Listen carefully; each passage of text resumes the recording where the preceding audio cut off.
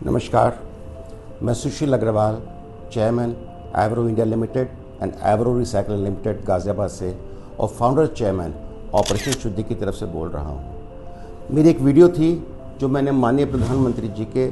चरण कमलों में रखने की कोशिश की थी कि किस प्रकार से हम ऐसे डस्टबिन दे करके पूरे भारत के अंदर फ्री ऑफ कॉस्ट डस्टबिन दे करके और फ्री ऑफ कॉस्ट कलेक्शन करने का भी जिम्मा ले रहे हैं। और उसके लिए मेरे पास पूरे भारत से नहीं पूरे विश्व से इतने सारे वीडियोस और कॉल्स मैसेजेस आए हैं, जिसके लिए मैं आपका तहे दिल से धन्यवाद करता हूं और माफ़ी चाहता हूं कि इस समय हमारी सर्विसेज जो हैं सिर्फ फ़िलहाल NCR, दिल्ली, नोएडा, गाज़ियाबाद, फरीदाबाद, गुड़गांव ऐसे इलाके में जहाँ पे 25-50 किलोमीटर के दायरे में इंक्लूडिंग मेरठ वगैरह, जहाँ तक कि हम बहुत आसानी से पहुँच सके। मकसद यहाँ पे डस्टबिन देने का नहीं है। आप देखिए कितनी प्यारी सी इसकी हाइट है, मैं 5-6 का हूँ, करीब 6 फुट की हाइट है। और इसकी सबसे अच्छी खास बात यह है, हमने इसको बोल्टिंग लगा रखी है, ये 2 भागों में बट सके आ सकता है, यानी कि सिस्टम आपका भिजवाना बहुत आसान रहेगा। यहाँ पर ऑपरेशन शुद्धि को हमने ग्रेविंग करा रखा है। ये जो स्ट्रिप है, इस स्ट्रिप के ऊपर आपने अपना लिखा, चाहे आप जिससे भी रोटरी क्लब हैं, लायंस हैं, JC क्लब है, आपके कोई RW है, हाउसिंग सोसाइटी है,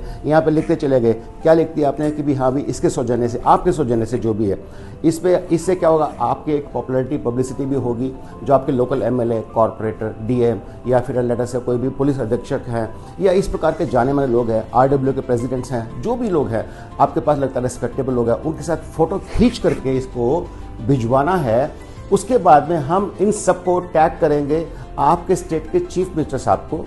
जो भी है माननीय चीफ मिनिस्टर जी को। इसके अलावा देश के माननीय प्रधानमंत्री जी को भी टैग होकर जाएगा, जिसमें उनको बताया जाएगा कि किस प्रकार से हमने मिशन शुरू किया है। मेरी एक ही प्रॉब्लम इस समय फिलहाल कि हाँ NCR में तो कर रहे हैं, लेकिन क्योंकि पूरे भारत से रिस्पॉन्स इतना बड़ा आया है, उसके लिए हमारे पास अभी बैंडविड्थ नहीं है। वो कैसे, मैं डस्टबिन तो दे दूंगा, लेकिन इसका जो प्लास्टिक स्क्रैप जनरेट हो गया 2-4 दिन के बाद, उसको वापस भी तो उठाना है ना, उसको कलेक्शन सेंटर चाहिए। तो मेरी आपसे हाथ जोड़ के विनती है, जितने लोग मेरी बात सुन रहे हैं, इस वीडियो को सुन रहे हैं, मैं आपको वायदा करता हूं, मैंने जो मिशन शुरू किया है इससे हम किसी से कोई एक्सपेक्ट नहीं कर रहे हैं, किसी से हम पैसा चार्ज नहीं कर रहे हैं और ना किसी को अपने देना है। हम आपको फ्री ऑफ कॉस्ट देंगे, जहाँ जहाँ तक हम ट्रांसपोर्ट कर सकते हैं, जहाँ नहीं कर सकते हम आपको ड्राइंग देंगे, ड्राइंग से आप बनवा करके उसका पेमेंट जो वो भी हम करेंगे। लेकिन एक ही प्रॉब्लम है, जैसे रेट आपका बैंगलोर में है, पूना में है, बॉम्बे में है या हैदराबाद में, ऐसे बहुत सारे मेरे पास मैसेज आए हैं। जैसे मेरे पास बॉम्बे में सेंटर हो, कहीं से भी ऐसे 200 डस्टबिन लगे हुए हैं, हर जगह से एक सुपर स्पर गाड़ी गई, फट सबसे उठा करके, इसमें लॉक लगा होगा, इसके अंदर ये सिस्टम है निकालने के लिए, यहाँ पे लॉक लग जाता है, इसको ऐसे खोला, इसमें से लेटर से इसके अंदर प्लास्टिक निकाल करके और एक कोई इलेक्ट्रिक कार्ड है उसके अंदर भर के, और एक सेंटर चाहिए मुझे, करीब 1000-1500 स्क्वायर फुट का सेंटर चाहिए, जिसका आज की रेंटल कॉस्ट है, लेबर है, इलेक्ट्रिसिटी है, वहाँ पे बेलिंग मशीन रखी जाएगी कंप्रेस करने के लिए, उसकी कॉस्ट वो सब हम देंगे। इसके अलावा वो कॉस्ट देने के बावजूद भी लेटर से एक पल के लिए बॉम्बे में एक सेंटर लगा हुआ है, बॉम्बे तो बहुत बड़ा है, 5-7 सेंटर लगे हुए हैं और हर सेंटर पे 100 टन से ऊपर का माल आ रहा है, जो आ जाएगा, कोई खास बड़ी बात नहीं है। तो ऐसे में 2 रुपये किलो हम आपको देंगे, जो भी सेंटर चला रहा है, इसका 2 लाख रुपये कमाई उसकी महीने की शुरुआत हो जाएगी, जिसकी कोई इन्वेस्टमेंट नहीं है, आपकी कोई इन्वेस्टमेंट नहीं है, 0 इन्वेस्टमेंट में मैं काम दे रहा हूँ। तो मैं क्या चाहता हूँ, एक तो जो लोग बेचारे इस समय गरीब हैं, जो लेट से ज़्यादा पढ़े लिखे नहीं है या जिनको ज़्यादा ज्ञान नहीं है, उनके दिल में हो या आपके दिल में ही हो, किसी को सेंटर चलाने की इच्छा हो, तो प्लीज़ चला लीजिएगा, हमें डिटेल लिख के भेज दीजिएगा कि हम सेंटर चलाने में इंटरेस्टेड है, या आप किसी को जानते हैं उसका सेंटर लगवा सकते हैं, उनका भला हो जाएगा और हमारे को आसानी क्या रहेगी। हमने जैसे बॉम्बे की ही बात कर रहे थे, हमने 5 जगह सेंटर बना दिए और हर जगह ऐसे डस्टबिन वहाँ से डिस्ट्रीब्यूट भी होंगे।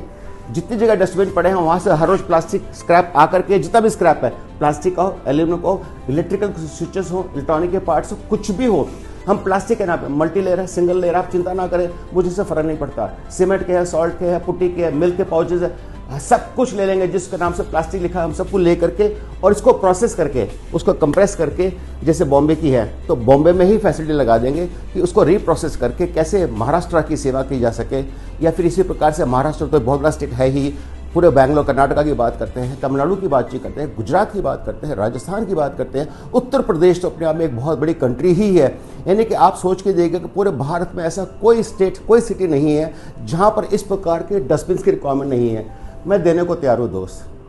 मुझे आपसे कुछ नहीं चाहिए, मुझे सिर्फ ये चाहिए कि मेरे भारत को जो लोगों ने कचरा बना दिया है उसको प्लीज़ रोक दीजिएगा, क्योंकि उससे सब ग्रस्त है। और ये प्लास्टिक जो है पेपर नहीं है, पेपर 2 दिन में गल जाएगा, प्लास्टिक 100 साल तक भी पड़ा रहेगा, नाली में पड़ा है, नदी में पड़ा है, गली में पड़ा है, प्लॉट पे पड़ा है, जहाँ भी पड़ा है ऐसे ही रहेगा। ये तो आप नहीं चाहेंगे ना कि मेरे आने वाली भविष्य, यानी मेरे तो क्या, मैं तो जी चुका ज़िंदगी, लेकिन आने वाली वक्त भविष्य जो होगा 2050 के अंदर, वो बोले कि हम तो प्लास्टिक के अंदर डूब गए हैं। ये तो आप नहीं चाहते ना। अगर जो आप चाहते हैं, मेरा मिशन सही है और आपको लगता है कि हाँ इसमें जुड़ना चाहिए, मैं वॉलंटियर की तरह भी एक्सपेक्ट कर रहा हूँ, आपके मन में हो कि आप जुड़ना चाहते हैं एज चैप्टर प्रेसिडेंट, वॉलंटियर्स, या जिस प्रकार से आपके दिल में आता हो कि हम इसमें कोलैबोरेशन करना चाहते हैं, पार्टनर बनना चाहते हैं, जुड़ जाइएगा। मैं एक अकेला हूँ, जब साथ में मिलकर चलेंगे कारवा बन जाएगा। माननीय प्रधानमंत्री जी का स्वच्छ भारत अभियान का जो सपना है उसको पूरा करना है, और सिर्फ वही नहीं, पूरे देश को स्वच्छ बनाना है, समृद्ध बनाना है, विकसित बनाना है। कर लीजिएगा। जय हिंद।